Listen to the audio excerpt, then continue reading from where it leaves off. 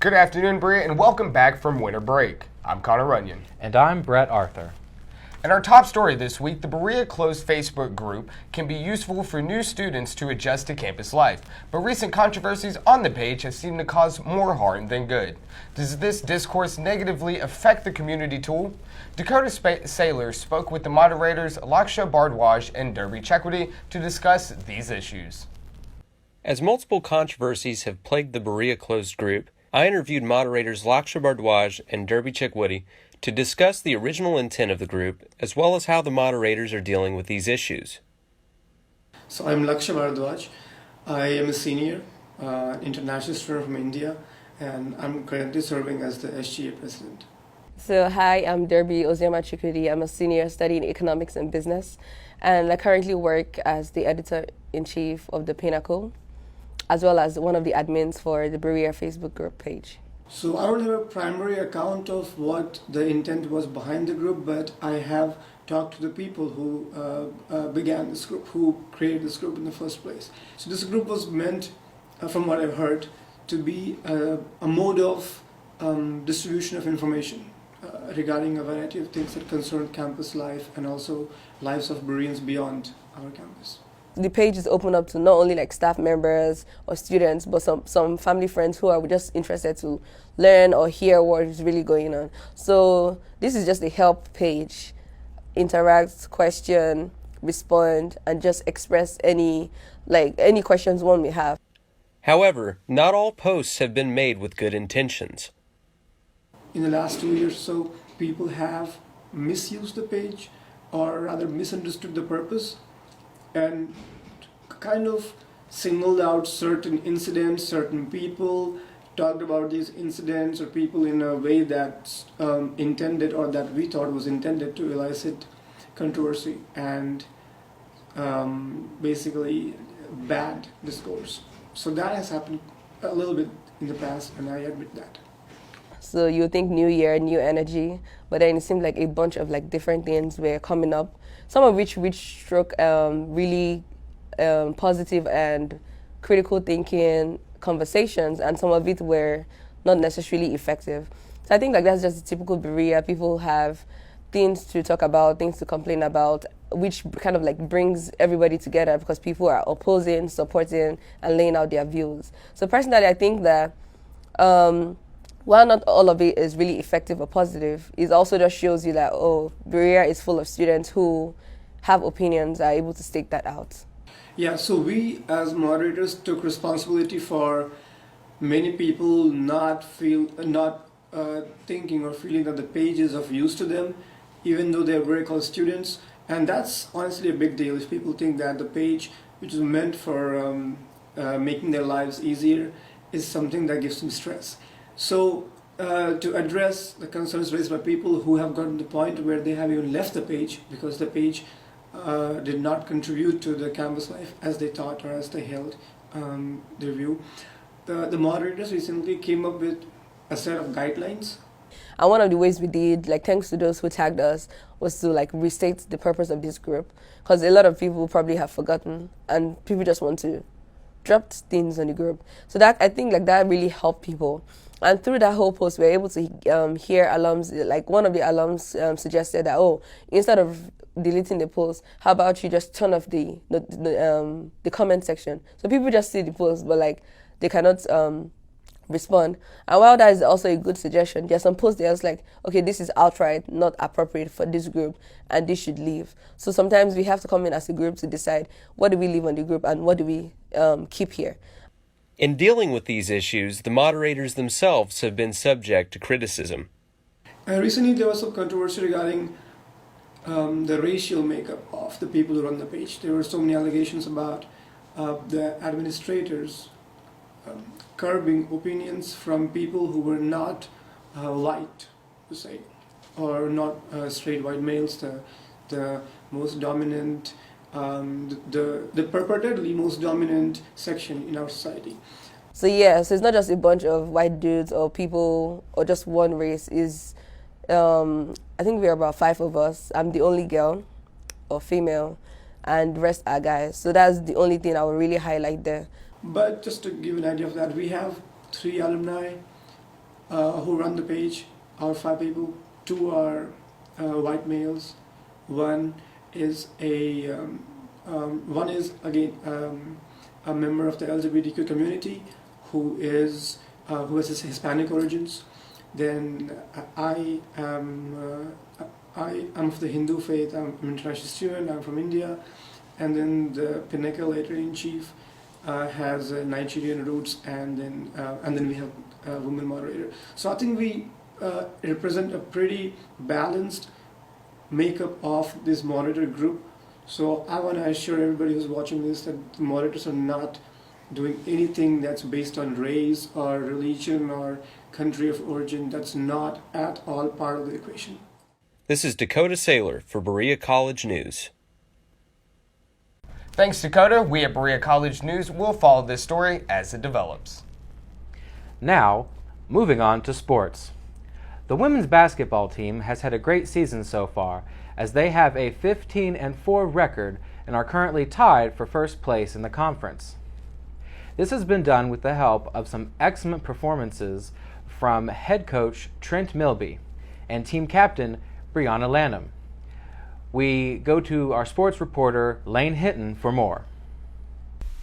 1,000 points, 100 wins. These are some amazing marks to reach, especially when you can reach them both in the same season. But that is exactly what the Lady Mountaineers have done this year, as head coach Trent Milby got his 100th win last week on a road game against Covenant College, and later during that week, on a road game against Maryville College, junior guard Brianna Lanham scored her 1,000th career point.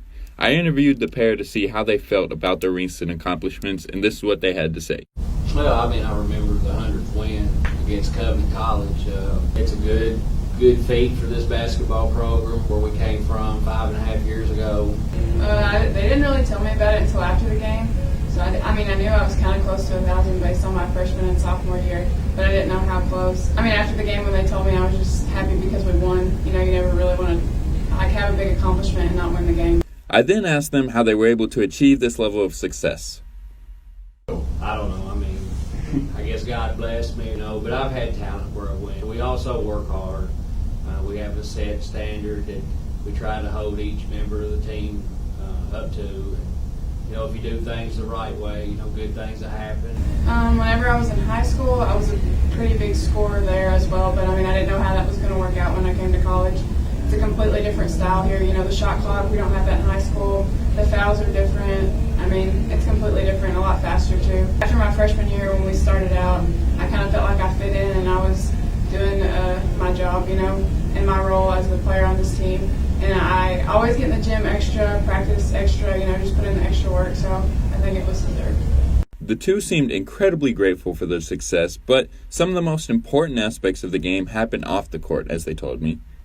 One thing we always talk about is, don't let your teammate down. The friendships that you'll get through the years, being part of any team, not just basketball, just any team, trying to relate, what happens in the game of basketball to real life.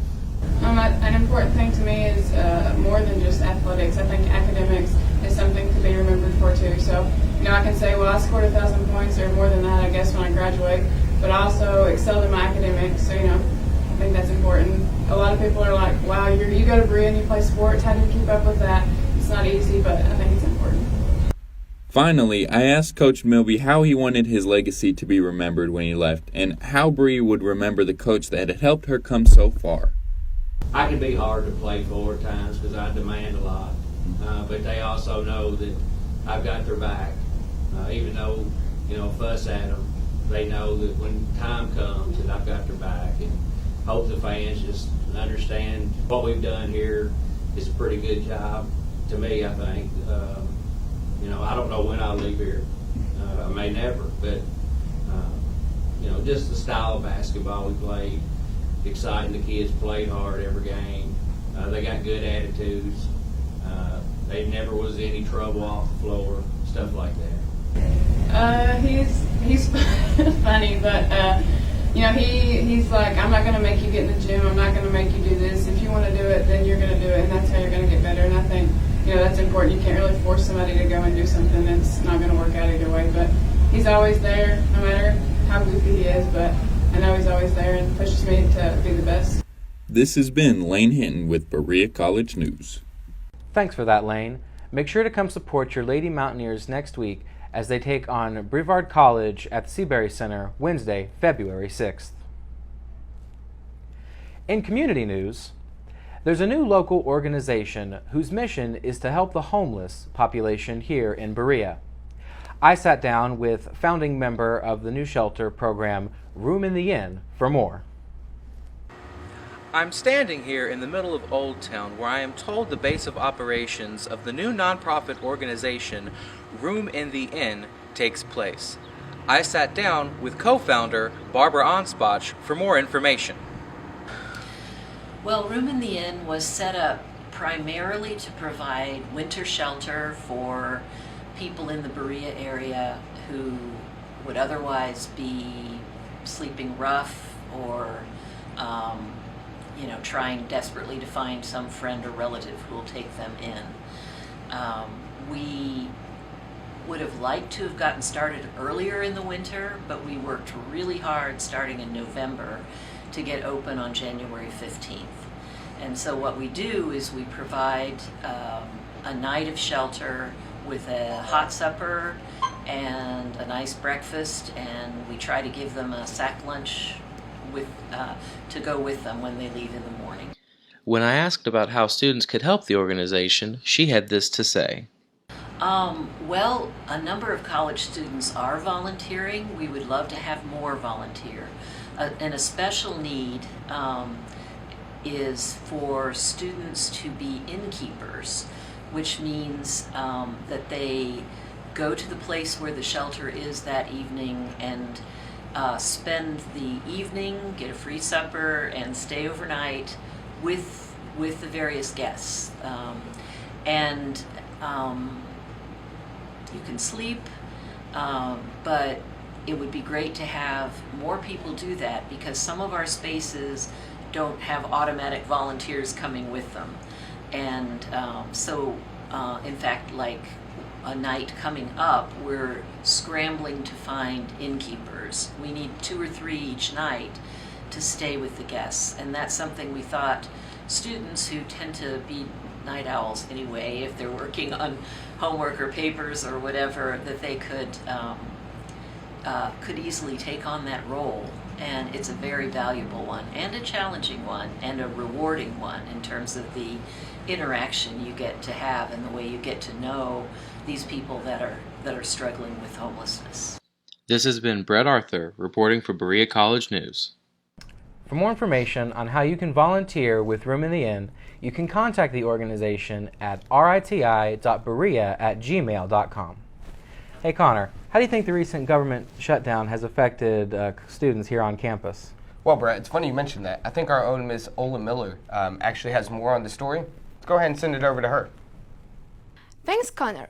The record-setting 35-day-long government shutdown impacted thousands of people throughout the United States. While many media outlets covered the federal workers that were affected by the shutdown, one website picked up the story of what Berea students had to resort to. Christian Gensel has more. Well, to be honest, I actually didn't know, for a little while, I noticed people kept just, staring at me as they were walking by, and I thought maybe they just liked my new headphones or something. Then later on, that same day, my roommate says, acknowledged me, he called me the most famous person in Berea at the moment. And I said, what do you mean? He said, everybody knows about that post on Daily Mail. This is Isaac White, a freshman here at Berea College. Isaac has recently picked up some notoriety in the campus community for joining the sugar baby and sugar daddy dating website Seeking. But why did Isaac join? It's a little bit more complicated than what you may think. Okay, I recently found out about the government shutdown not too long ago.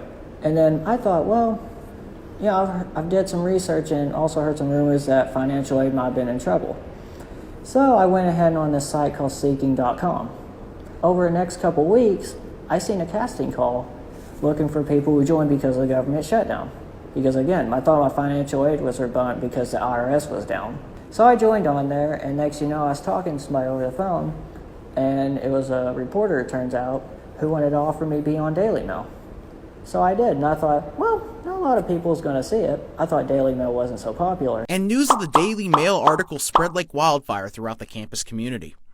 After that, next few days, I did get embarrassed because my supervisor ended up knowing about it and joking about it as well. Next few days, just more people knew and knew.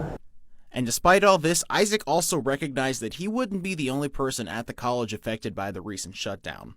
I fear there's might have been some other students. I don't know about joining Seeking, but I figure they were affected as well.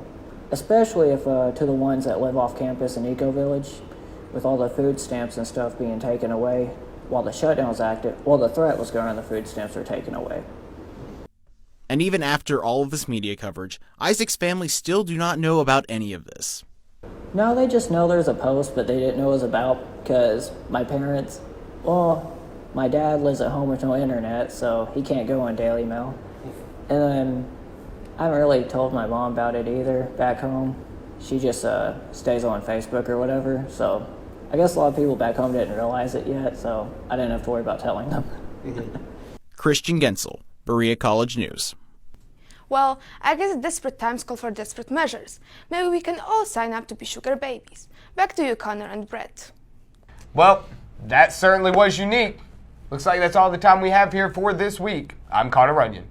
And I'm Brett Arthur. On behalf of Ola Miller and the rest of Berea College News staff, have a wonderful weekend.